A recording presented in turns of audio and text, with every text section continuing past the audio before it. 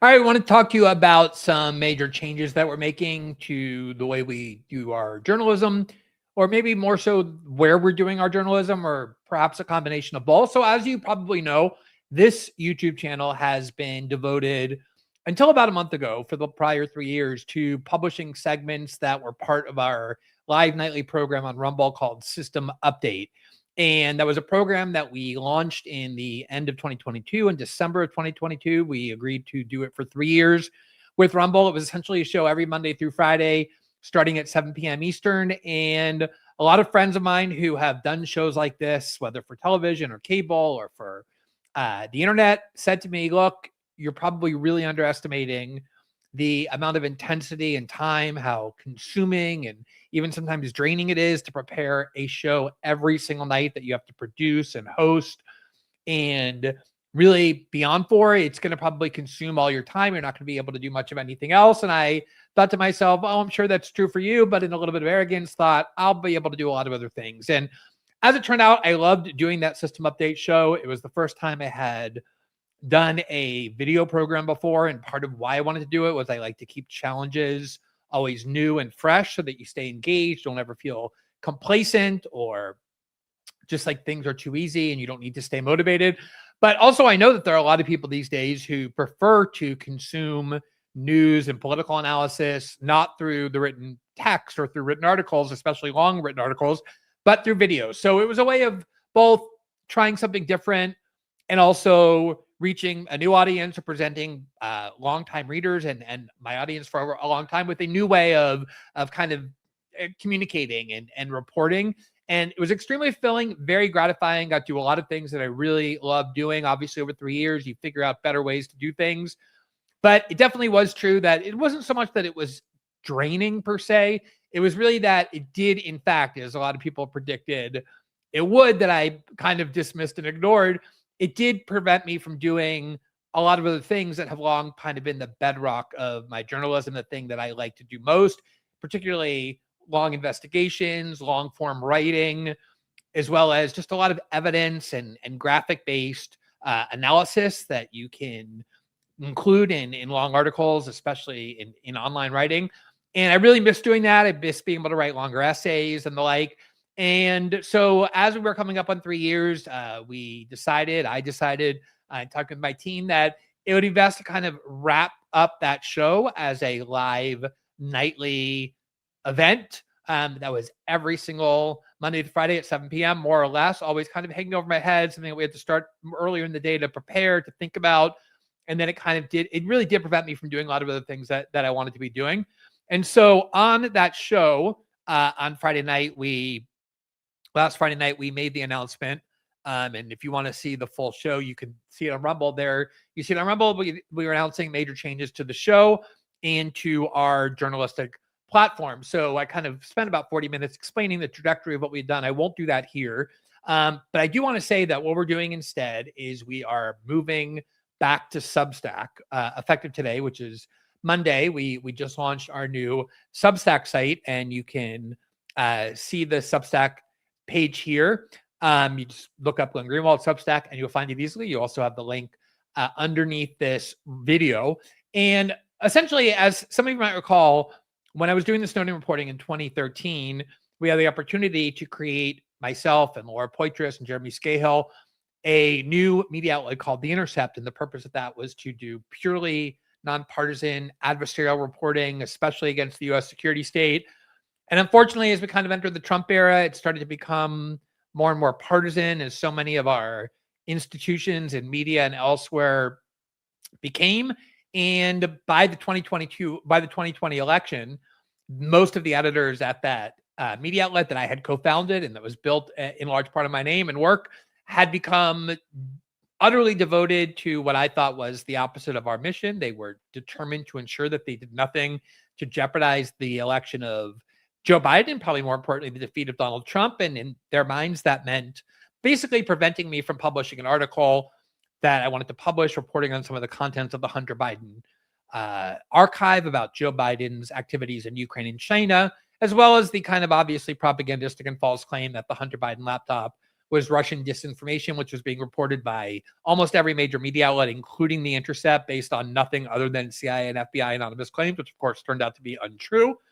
I won't rehash all of that, but basically I had always negotiated my contract with, when I left my blog I created back in 2005 and went to Salon in 2007, and then to The Guardian in 2012, and then to The Intercept in 2013, that I had the right to publish anything I wanted. There could be no editorial interventions unless I asked for them. But they decided it was more important not to be accused by their liberal friends of publishing things that might have been harmful to Joe Biden. So we had that very vociferous disagreement. And I really, without any planning at all, knew I couldn't stay if I couldn't write and say what I wanted. And at the time, I had a couple of friends at this place called Substack, which was a very incipient platform. But Matt Taibbi was there. A couple other journalists I knew were there, and they said they had very positive experiences. I knew very little about it. So I just opened a Substack page, knowing that having talked to the founders of the site, that they were adamant that they were determined to prevent censorship or any kind of impingement of free expression, free speech by a journalist or anybody else, which became particularly important to me. I mean, it's always been my lifelong cause, and especially free speech on the internet has become a paramount crusade of mine. But at the time, having just been impeded to say what I want to say, that was as important to me as anything. And I really love the model as well, which was fueling independent journalism, enabling its emergence and growth by creating a direct relationship with your readers. Your readers were your subscribers. You didn't have to answer to anybody but your readers. And it was a great experience. My Substack page thrived. I did a lot of journalism there that made a lot of impact, had a lot of reach. And it was in 2022 at the end when Rumble sort of enticed me with this promise of supporting a live nightly video show, a broadcast each night at 7 p.m., supporting it, promoting it. And Rumble, just as much as Substack, was steadfastly devoted to preserving free speech on the internet, never to censor. That I left Substack, went to Rumble.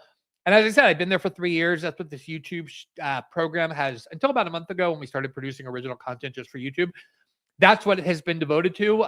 This YouTube page is airing segments, parts of the show that we were airing live for usually around 90 minutes every night on Rumble. And now I'm very excited to be heading back to Substack. I absolutely intend to continue to produce video content of the kind that we produce here on YouTube, but also for interviews. There's a lot of things that video content really is ideal for. And so by no means do I intend to stop or to discontinue either this channel or the production of video journalism in general. But I just don't want to have this obligation that I do it every night on a schedule, because when you do that, it just consumes all of your energy. And I'm really looking forward to being able to get back to long form investigations and written articles. We're already working on a few. I should have a couple up this week. But also, since I've left, Substack has not only grown rapidly in terms of its size, in terms of its perceived credibility and legitimacy, but also in terms of the functions that it offers. There's a feature on the site for each page that is called Notes, where you can kind of just publish short items, maybe a paragraph or 2, 3 at the most, throughout the day, which isn't for a long form article, but it's just sort of to make observations, to kind of get away from Twitter, social media, or even to continue to be there, but really to focus one's time there, because it's designed to provoke conversation with your readers, to have back and forth exchanges throughout the day, which has always been most critical to me. I mean, when I started journalism, which I didn't even know I was starting, when I started a blog in 2005, one of the things I instantly loved most about it was the instantaneous feedback and ongoing dialogue with your readers. So if you wrote something and there was some kind of perceived flaw in your reasoning, or an evidentiary hole, or a contrary argument you hadn't considered, you would hear about it right away. Or alternatively, if there were pieces of evidence or support for what you were trying to say that you weren't aware of, they would bring it to your attention, and that could oftentimes be its own new standalone article that would itself reach a lot of people, or it could just be used to supplement whatever it is what you were saying. I found that dialogue process almost irreplaceably important, and has always been crucial to me in any of the journalism that I've done. And that, I think, is actually one of the things that has distinguished new media from old media. There never used to be a model of dialogue with journalists. Journalists were people who went up to a hilltop and they spoke down to their readership. They spoke down to the world. They imparted facts into the waiting hands of their passive audience, sort of like Moses and the 10 Commandments, passing those down.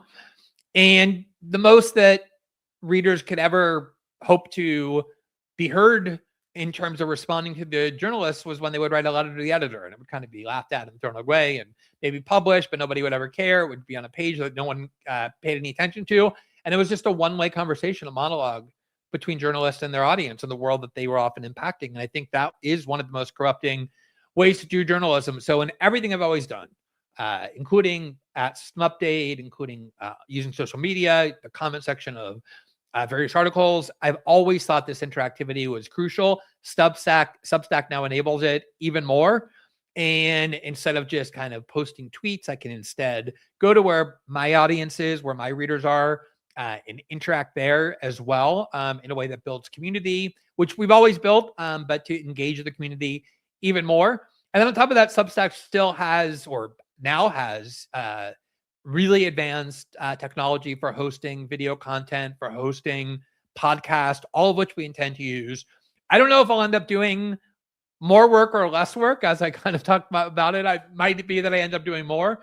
But the idea never was to do less work. The idea was kind of to do the kind of work that I most love doing, that I think reaches the greatest audience, that has the greatest impact. Certainly doing a lot more reporting, a lot more investigation, as opposed to having to prepare to host a nightly show every night and figure out content for it, or guests, or preparing for those segments. So I'm very excited. I hope that you will subscribe. Even just a free subscription will give you access to a great deal of what we publish there and what we write. A full subscription will give you access to all of it. So as I said, the Substack link is at the bottom. It's already giving me new excitement, new invigoration, new kind of motivation and passion as I talk about what I hope to do there, to already start doing it. Lots of ideas that are percolating. And that's one of the things I've always tried to do throughout the work, is never get stuck in a rut, never have it feel like work, but always move, always change, always go to new places, do new things. That was part of what I was attractive to me about going to Rumble and doing a video show. It's definitely part of what's attractive to me now about moving back to Substack, where I can do all of that. I can still do and intend to do a lot of video content, but also a lot of written journalism as well. And we will continue to produce original video content as we've been doing, both as part of interviews that we do, but as part of just standalone segments, pretty much at the same pace we've been doing them over the last month for this YouTube channel as well. But I hope you'll continue to follow our work here, but also follow us at Substack at our new page, the link to which is at underneath this video. But also, if you just search Glenn Greenwald Substack, you will find it immediately. Hope to see you there. Thanks very much.